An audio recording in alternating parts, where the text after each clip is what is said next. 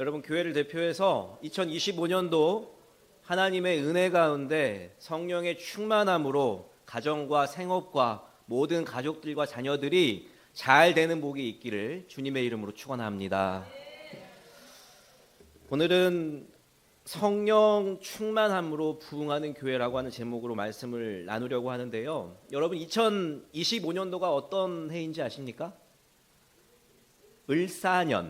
을사년이라고 하는 해로 시작을 하게 되었습니다.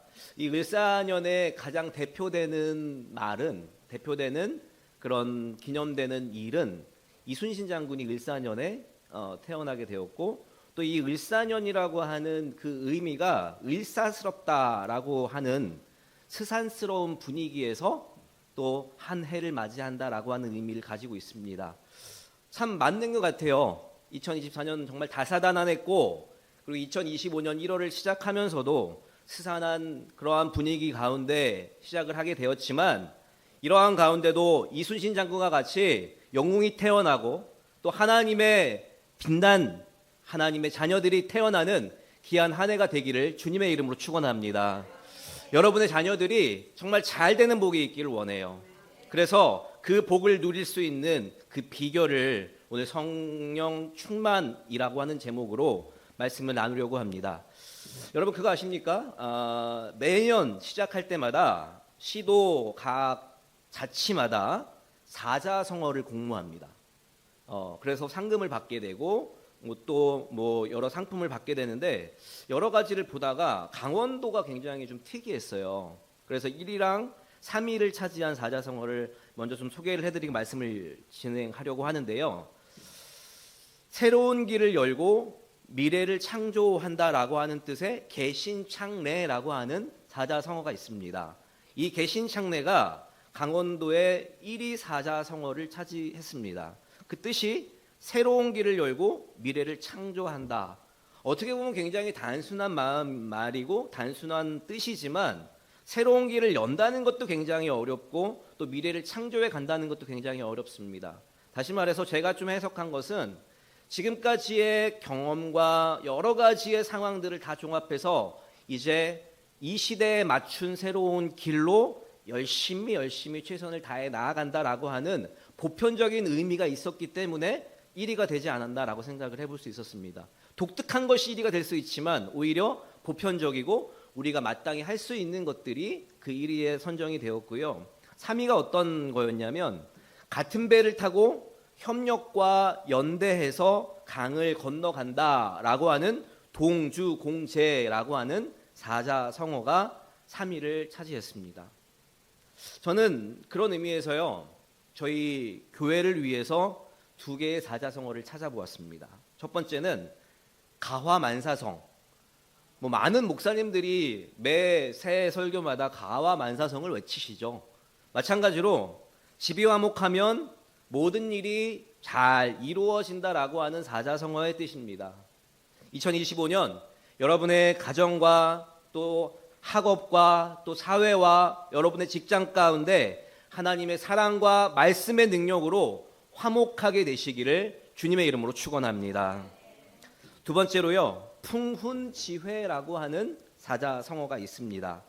이 뜻이 어떤 뜻이냐면, 용이 바람과 구름을 만나서 기운을 얻듯이 총명한 임금과 어진 신하가 만나면 좋은 기회를 얻는다라고 하는 뜻이 풍훈지회라고 하는 사자성어의 뜻입니다. 여러분, 2025년 우리 예수림교회가 성령님을 만나고 그 성령님의 능력으로 좋은 교회가 되기를 소망합니다. 우리 교회가 좋은 교회가 되기 위해서는요, 기쁨이 충만하고 소망이 가득하고 은혜가 넘치면 우리 교회는 좋은 교회로 소문이 날 수밖에 없습니다. 그런 의미에서요, 교회에 관한 이런 말이 있습니다. 인생의 방황은 하나님을 만나면 끝이 난대요. 근데 신앙의 방황은 좋은 교회를 만나면 그 신앙의 반항은 끝나게 된다라고 하는 교회에 관련된 말이 있습니다. 여러분, 2025년 하나님을 만나면 인생의 방향이 끝나게 됨을 믿음으로 고백하시길 바랍니다. 더불어 좋은 교회를 만나면 신앙의 방황을 끝낼 수 있다라는 것들을 믿음으로 고백하시길 바랍니다. 여러분의 주변 사람들 가운데 혹여나 신앙의 방황을 하는 분들이 계신다면, 그리고 하나님을 만나지 못한 분들이 계신다면 좋은 교회를 소개해 주세요.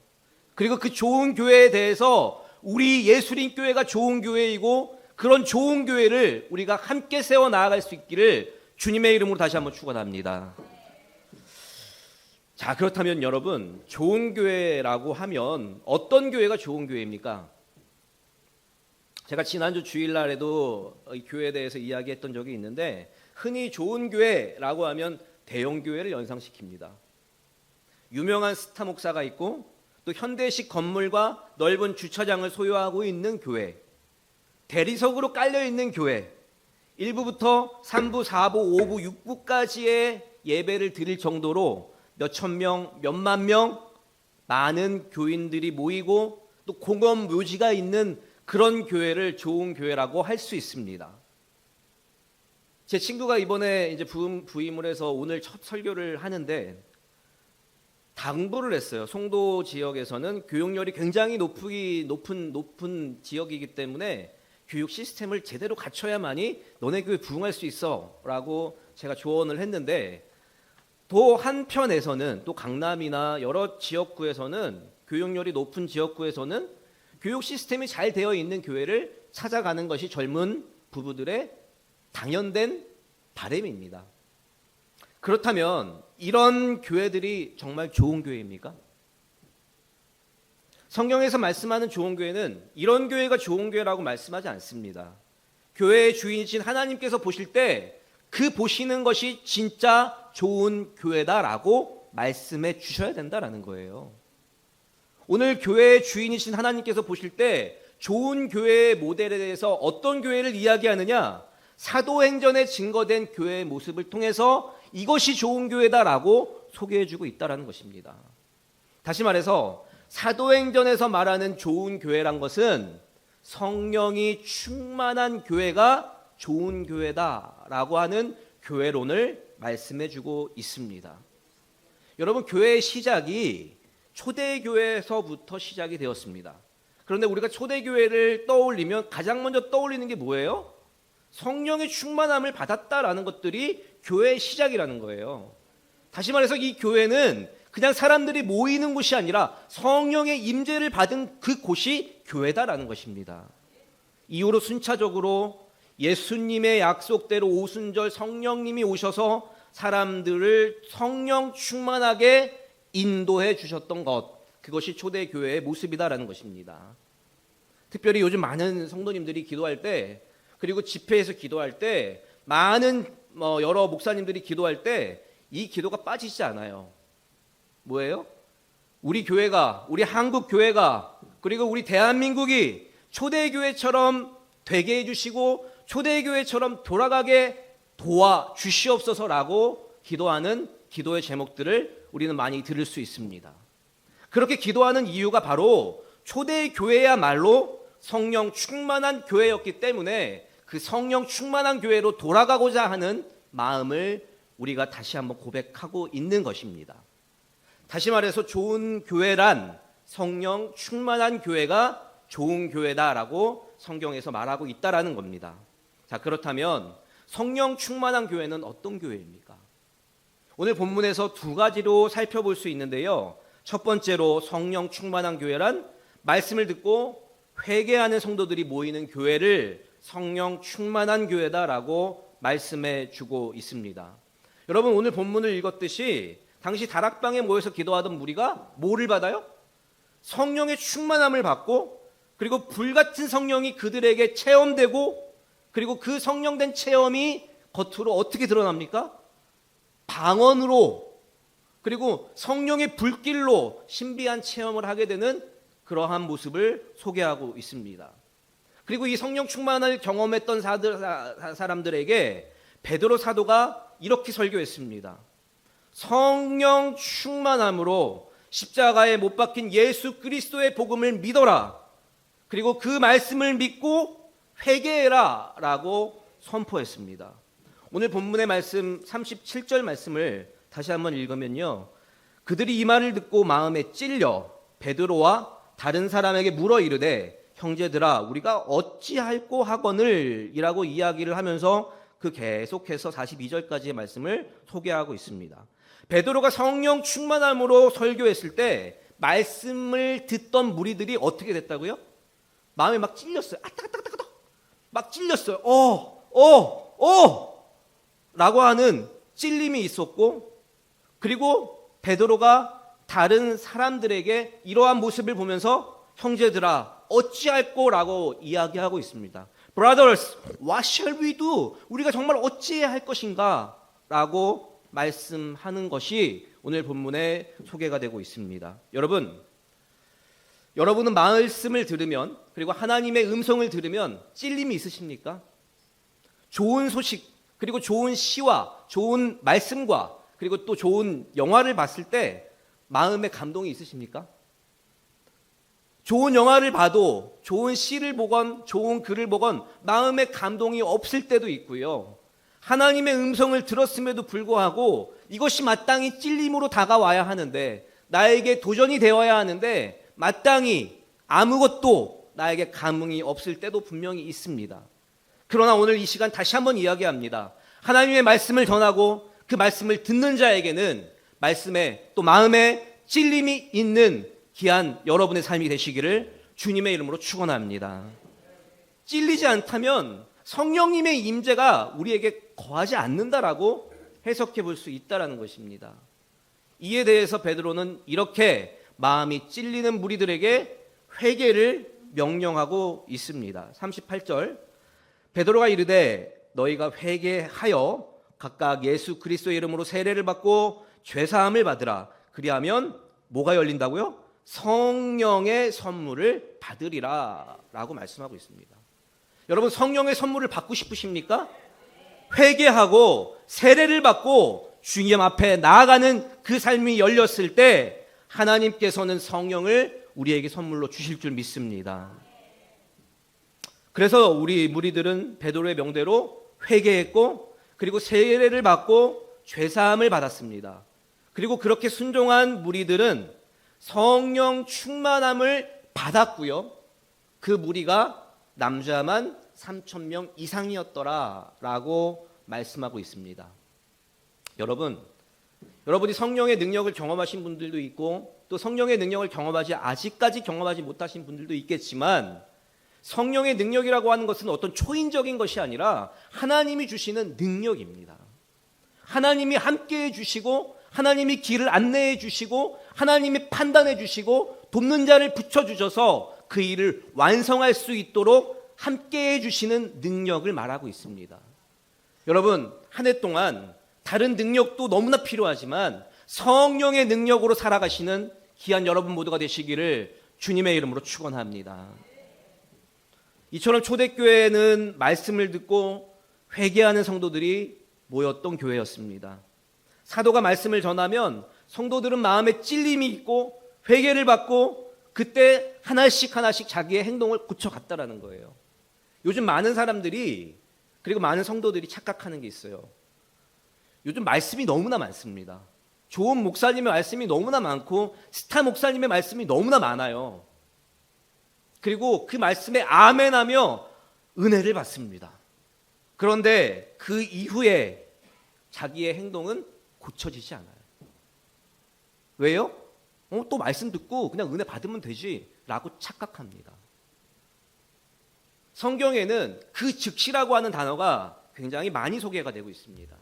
우리가 회개하고 그리고 은혜를 받았다면 그 즉시 회개하고 은혜 받은 대로 행동해야 한다라는 거예요. 여러분, 2025년도 미루지 마시고 그 즉시 행하는 여러분 되시기를 주님의 이름으로 축원합니다. 특별히 우리 예수림 교회가, 그리고 우리 모든 성도님들이 나라와 교회와 여러분의 가족을 위해서 먼저 찔림과 회개로 기도해 주실 때 그 찔림과 회개의 은혜가 여러분과 여러분의 가족들에게 충만히 임하게 될 줄 믿습니다. 오늘 이 시간 마음껏 찔려 하시고 마음껏 회개하시고 그리고 하나님 앞에 담대하게 나아가시기를 주님의 이름으로 축원합니다. 두 번째로, 성령 충만한 교회라는 것은 사랑의 종소리가 들리는 교회입니다. 여러분 한번 이렇게 귀를 한번 이렇게 기울여 보실래요? 무슨 소리가 들리시는지? 어디서 막 사랑해요 막 이런 소리도 들리고 I love you 막 이런 소리도 들리고. 여러분, 당신 나빠요, 당신 미워요 라고 하는 소리가 들리지만, 그냥 개심칠에 그냥 던지는 말이라 할지라도 당신 사랑해요 라고 하는 이 단어와 이 단어의 차이는 정말 인생을 바꿔놓을 수 있다라는 거예요. 지나가는 사람들에게 그냥 너 이상해 라고 이야기하는 것들을 들은 사람과 당신 굉장히 사랑스럽습니다 라고 하는 것들을 통해서 인생의 갈림길이 바뀔 수 있다는 것입니다. 우리 예수님 교회가, 그리고 여러분의 가정이 사랑의 종소리를 마음껏 울리는 한 해가 되시기를 바랍니다. 오늘 본문에서 성도들은 성령 충만함을 받았을 때 단지 영적인 신비로운 현상만을 경험한 것이 아니에요. 여러분, 처음에 첫 번째로 이야기했던 부분과 같이 무슨 바람 소리가 나고 또 소리 같은 것이 들리고 불 같은 환상을 보고 방언을 하는 이러한 신비로운 체험을 했다라는 것들이 소개가 되고 있습니다. 이걸로만 하나님을 판단한다면 하나님은 무속신앙이에요. 그냥 알라딘 요술 램프와 같이 하나님 나에게 이러한 기적이 허락되었으니까 나에게 이 기적을 허락해 주세요 라고 하는 것밖에 되지 않습니다. 그런데 오늘 본문 42절 말씀에 이렇게 말씀하고 있습니다. 그들이 사도의 가르침을 받아 서로 교제하고 떡을 떼며 오로지 기도하기를 힘쓰니라 라고 말씀하고 있어요. 성도들이 성령 충만함을 받았을 때 교회 안에 사랑의 종소리가 들리기 시작했는데, 그 성령 충만함을 받기 전까지만 해도 교회가 냉랭했다라는 거예요. 따뜻하지 않았다라는 거예요. 그리고 나에 대해서 귀 기울이지 않았다라는 거예요. 그런데 그 성령 충만함을 받고 난 이후에 이 성도들 간의 사랑의 역사가 일어나기 시작했다라고 본문에서 이야기하고 있습니다. 단지 말로만 사랑하는 것이 아니라 사랑을 실제적으로 표현했다라는 거예요. 저는 여러분도 마찬가지겠지만 표현 안 하는 사람 굉장히 싫어합니다. 그래서 연극영화과에 갔어요. 저희 아버지가 정말 표현을 안 하세요. 충청도, 그것도 막 느릿느릿하고 막 다 숨기고 좋으면서도 안 좋은 척하고 뭐 이런 집안에서 자랐기 때문에, 저희 어머니도 충청도시고, 실제로 표현하는 게 이게 너무 그립고, 그리고 나도 그렇게 살고 싶지 않았기 때문에 더 연극영화과를 지원했는지도 몰라요. 근데 제가 40 이후가 되니까 제가 표현을 안 해요. 그렇게 연습하고 그렇게 표현력이 강했던 저였지만 표현하는 것이 쉽지가 않더라는 거예요. 다시 말해서 이 표현하는 것은요, 연습해야 돼요. 그리고 노력해야 돼요. 여러분, 42절부터 46절까지 제가 다시 한번 읽겠습니다. 한번 잘 따라와 주시기를 바랍니다. 그들이 사도의 가르침을 받아 서로 교제하고 떡을 떼며 오로지 기도하기를 힘쓰니라. 사람마다 두려워하는데 사도들로 말미암아 기사와 표적이 많이 나타나니 믿는 사람이 다 함께 있어 모든 물건을 서로 통용하고 또 재산과 소유를 팔아 각 사람의 필요를 따라 나누어 주며 날마다 마음을 같이하여 성전에 모이기를 힘쓰고 집에서 떡을 떼며 기쁨과 순전한 마음으로 음식을 먹는다라고 말씀하고 있습니다. 이번 2025년 첫 주일을 시작하면서 저희 교회는 성령의 능력으로 부흥하는 교회라고 하는 표현을 정하고 5가지 실천사항을 한번 정해볼 수 있었습니다. 첫 번째는 말씀이 살아 역사하는 교회가 되기를 주님의 이름으로 축원합니다. 다른 믿음이 아니라요, 말씀을 믿고 살아야 된다는 거예요. 다른 어떤 부자의 이야기가 아니라, 어떤 말 잘하는 사람의 이야기가 아니라, 강연자의 이야기가 아니라 하나님의 말씀을 믿고 그 말씀이 살아 역사하는 삶을 살아가시기를 바랍니다. 두 번째로 성령님을 체험하는 교회가 되기를 원합니다. 이 예배당에 왔을 때 그냥 밍숭맹숭하게 그냥 왔다 갔다 하는 그런 교회 예배가 아니라, 이 자리에 왔을 때 하나님의 임재를 경험하고 하나님이 여러분을 만져주시는 살아있는 성령 체험의 교회가 되기를 주님의 이름으로 축원합니다. 세 번째로 감사와 기쁨이 충만한 교회입니다. 여러분 정말 하루하루가 감사하지 않습니까? 지금 이 자리에서 설교하는 것조차, 이 자리에 앉아서 예배 드리는 것조차도 너무 감사한 일 아닙니까? 제가 여와 야를 나누지 않습니다. 그러나 중요한 것은 우리나라가 그 시련을 겪었고 그 시련의 아픔이 다시 태어났기 때문에 이번 사건이 더 크게 번지고 있어요. 잘못했으면 그때와 똑같은 아픔을 우리가 가질 수 있었고 또 그 아픔을 통해서 자녀들에게도 더 큰 어려움이 찾아올 수 있었지만 그럼에도 불구하고 하나님께서 우리를 보호해 주시고 또 하나님께서 이 나라를 보호해 주셔서 지금까지 우리를 인도해 주셨다라는 것들, 그게 얼마나 감사한 일 아닙니까? 하루에도 몇십 명씩 사고로 죽어갑니다. 제가 병원에 있지만 몇백 명씩, 몇천 명씩 와서 환자로 치료를 받습니다. 아프지 않고 이 자리에서 예배드리는 것, 그리고 우리가 함께 하나님의 말씀을 나눈다라는 것들이 얼마나 감사하고 그것을 기쁨으로 함께하는 성도가 되어야 할 줄 믿습니다. 저는 기도 제목을 여러 가지가 있지만 제 1차에 올린 게 여러분 뭔지 아십니까? 기쁨, 그리고 웃는 목사가 되자. 제가 여기에서 와도, 여기에서 앉아 있다가도 여기에 와서 다시 한번 다짐을 했어요. 내가 웃는 설교를 해야지, 웃으면서 설교를 해야지. 그래야 우리 성도들이 더 기쁘고 그리고 또 하나님도 더 기뻐하시겠지. 할렐루야. 여러분 마음껏 교회에서 기뻐하시고 즐거워하시고 웃는 여러분 되시기를 바랍니다. 네 번째로 나눔으로 지역을 섬기는 교회입니다. 여러분 우리 교회에는 분명히 사명을 주셨어요. 여러분 각자가 하나님의 탤런트임을 믿음으로 고백하시기를 바랍니다.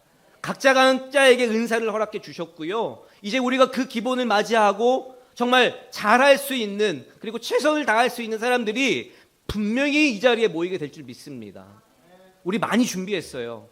오늘 이하평 목사님이 일부 설교를 하면서 그런 기도를 하시고 또 그런 말씀을 하셨는데, 이제까지 참 많이 준비했으니까 이제 시작하게 해달라고 하나님 앞에 간절히 호소했던 기도가 있었습니다. 이제 2025년도는 하나님께서 행하실 것이고 우리는 그 말씀에 순종하며 나아갈 때 이 지역사회를 나눔으로 함께할 수 있는 교회가 되게 될 줄 믿습니다. 여러분 쉽지 않은 하루하루입니다. 요즘 교회들을 바라보았을 때 중소형 교회는 다 죽어갑니다. 개척교회는 아예 발도 못 디뎌요.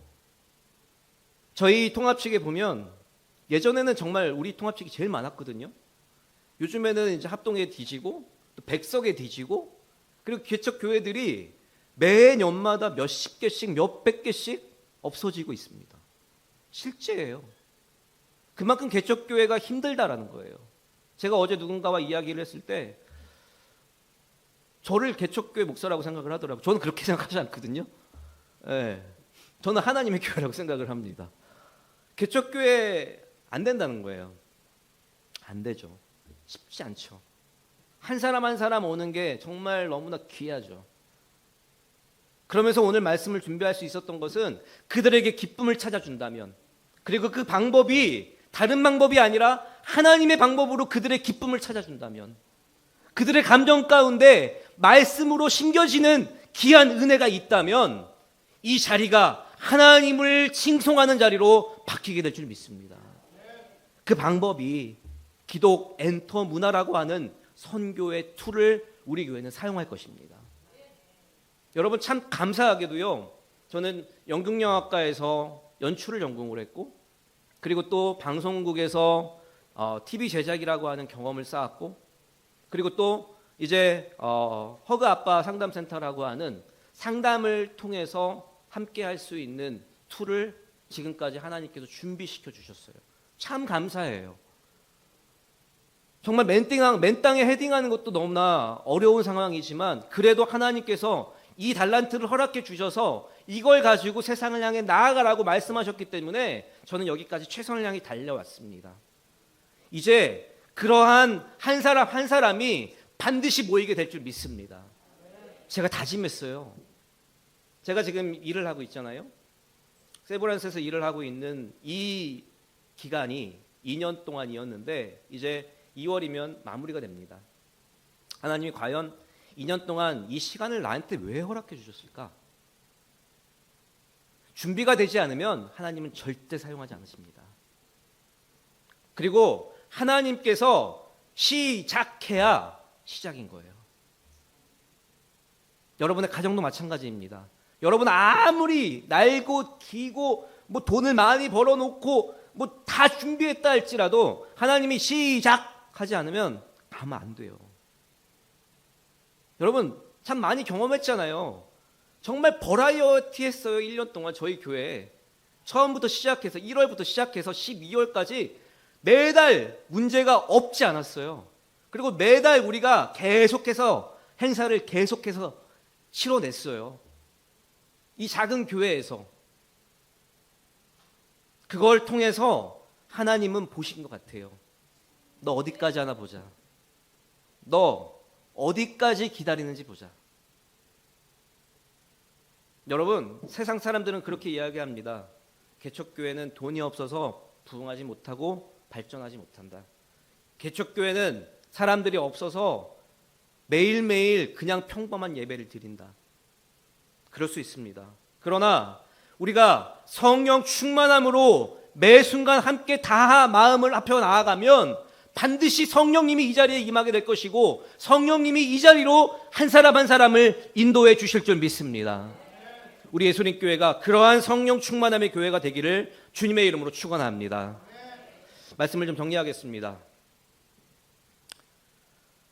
2025년 1월 웨슬리안 타임즈라고 하는 잡지에 소개된 내용입니다. 웨슬리안 타임즈가 뭐냐면요, 웨슬리안이 감리교예요. 영어로 감리교라고 하는. 근데 감리교의 이제 우리 통합측의 기독 공부와 같이 웨슬리안 타임즈는 감리교의 신문입니다. 감리교 목사님들은 참고로 목사가 되기 위해서는 개척을 해야 돼요. 무조건 개척을 해야 돼요. 단독 목회를 하지 않으면 목사 안수를 주질 않습니다. 한 목사님의 이야기가 소개가 됐는데요.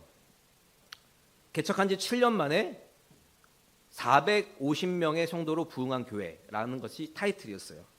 그리고 그 밑에 부제로 서브 타이틀로 365일 기도가 살아있고 말씀이 살아있는 교회로 잃었던 성도들이 찾아오다. 저는요 이 문구만 봐도 가슴이 설레요. 365일 기도가 살아있고 말씀이 살아있는 교회로 잃었던 성도들이 돌아왔다. 많은 교회들이 365일 기도하고 그리고 말씀이 살아있다고 이야기하지만 실질적으로 성도가 돌아온다라는 것들은 다른 이야기입니다. 이 삼박자가 다 갖춰졌다라는 것들이 너무나 신기했어요.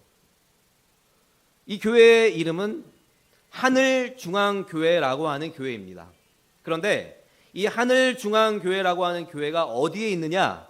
강화도라고 하는 섬에 위치해 있습니다. 웨슬리안, 이 감리교 목사님들은 대부분 산골짜기로 가요. 아무도 없는 그런 곳에서 개척을 하기 때문에 참 어떻게 보면 참 선교사 같은 마인드를 가지고 개척을 하시는데 하늘중앙교회는 강화도라는 섬에서 개척한 지 이제 7년차, 2025년이 7년차 되는 교회라고 합니다. 담임 목사님은 1985년생이에요. 저보다 나이가 10살, 9살 어린, 비교적 나이가 어린 목사님이시고 그곳은 학연 지연도 없었고 경비도 없었다고 합니다. 그리고 자신이 부목사로 있었던 교회에서도 지원을 기대할 수 있는 상황이 아니었던 전무후무한 지원과 아무것도 가질 수 없는 지원과 거기도 알지 못했던 지역이라고 합니다. 그런데 한 번은 휴가차 관심을 가지고 강화도를 가게 됐는데 강화도 교인들은 김포나 인천으로 아니면 조금 멀어도 대형 교회를 다닌다라는 소리를 들었대요. 그래서 그 말에 동기부여가 되어서 그러면 내가 강화도에서 해보겠다라는 마음을 가지게 됐다라는 겁니다. 왜 그런지 잘 모르겠어요. 그러면서 주변에 있는 선배 목사들이 조언을 하는데 참 많이 반대를 했다는 거예요. 예수님도 고향에서 배척을 당했는데 너 고향도 아닌 곳에서 더 어렵지 않겠어? 라고 이야기를 하면서 현실적인 부분들을 굉장히 많이 이야기했다라고 합니다.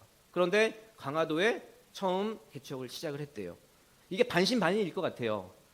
감리교 목사님은 당연히 개척을 해야 되기 때문에 그렇지만 또 그 자리에 개척한다는 것은 쉬운 일은 아닙니다.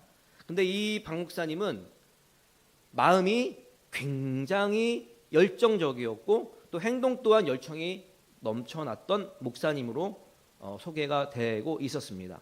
초창기에 성도들은 대부분 가족들로 구성되어서 한 6명 정도가 예배를 드렸다고 합니다. 그런데 특이한 것도 아니지요. 모든 부흥하는 교회가 얘기하는 게 똑같습니다. 박 목사님은 교회 문을 열 때부터 새벽 기도 그리고 금요 집회까지 사람이 있든 없든 계속 뜨겁게 예배를 드렸다라는 거예요. 문을 열어놨다라는 거죠. 그런데 3개월이 지나고 6월부터 그 교회에 대해서 소문이 나기 시작했대요. 그리고 한 번 온 사람들은 교회가 뜨겁다. 그리고 무엇보다도 기도하는 교회다라고 소문을 내줬대요. 왜요? 이 교회는 들어오면 기도할 수 있으니까.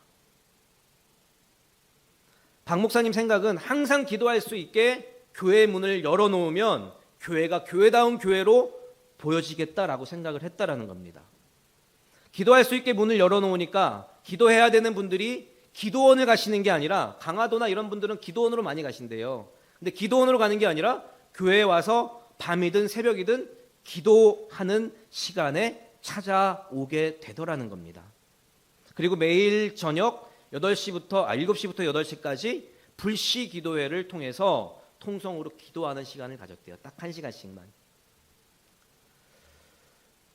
그러면서 첫째, 교회가 상처를 받고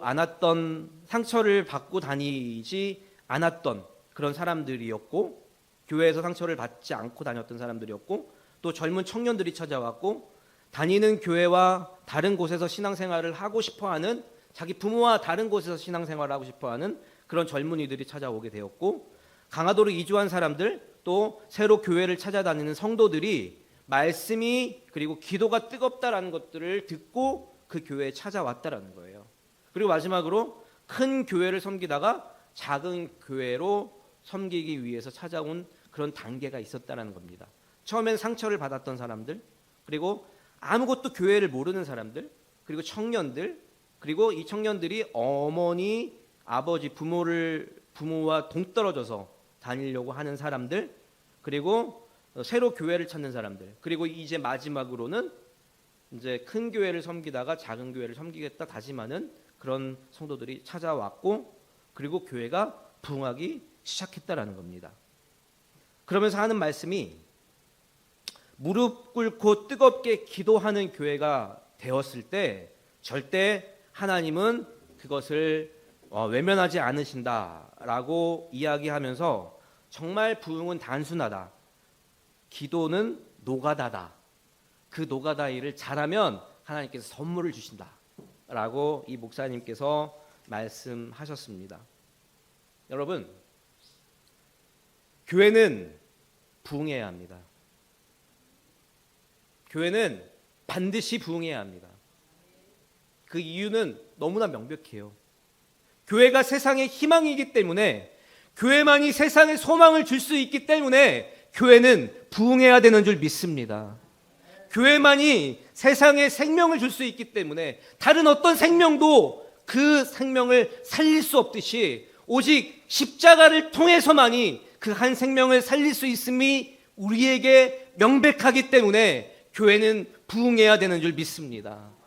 그러기 위해서는 우리가 부흥할 것이라고 하는 믿음을 잃지 않고 충성을 다해서 교회를 부흥시켜 가야 될 줄 믿습니다. 마찬가지로 오늘 본문에 이 초대교회가 크게 부흥하고 성장한 것은 결코 우연이 아니에요. 때가 잘 맞아서, 그리고 행운이 있어서 이 초대교회에 3,000명이라고 하는 인원이 성령 충만함을 받았던 것이 아닙니다. 준비했고, 그리고 여러 상황 가운데 하나님이 하나씩 계획하신 그 계획 아래서 3,000명이 성령 충만함을 받았다라는 것들은 우리가 기억해야 된다라는 겁니다. 제가 세 가지만 축복하기를 원합니다. 2025년 우리 예수님교회가 먼저 우리 사역자들에게 각각의 은사대로 능력과 그리고 권위가 다시 살아나 사람을 살리는 사역자들이 되시기를 주님의 이름으로 축원합니다. 두 번째로 우리 성도님들에게 가정의 생업과 아브라함의 복이 충만하게 임하여서 나누고 또 나눌 수 있는 여러분의 가정이 되시기를 주님의 이름으로 축원합니다. 세 번째로 우리 예수님교회 모든 사역과 성도님들에게 기쁨이 넘치는, 예배의 감격이 넘치는, 그래서 마음껏 찬양하는 귀한 성도님들이 되시기를 주님의 이름으로 축원합니다. 오늘 이 선포한 말씀이 여러분의 말씀이 되기를 원하고 하나님이 여러분에게 주시고자 하는 그 복을 마음껏 받아 누리시는 귀한 여러분 모두가 되시기를 주님의 이름으로 축원합니다.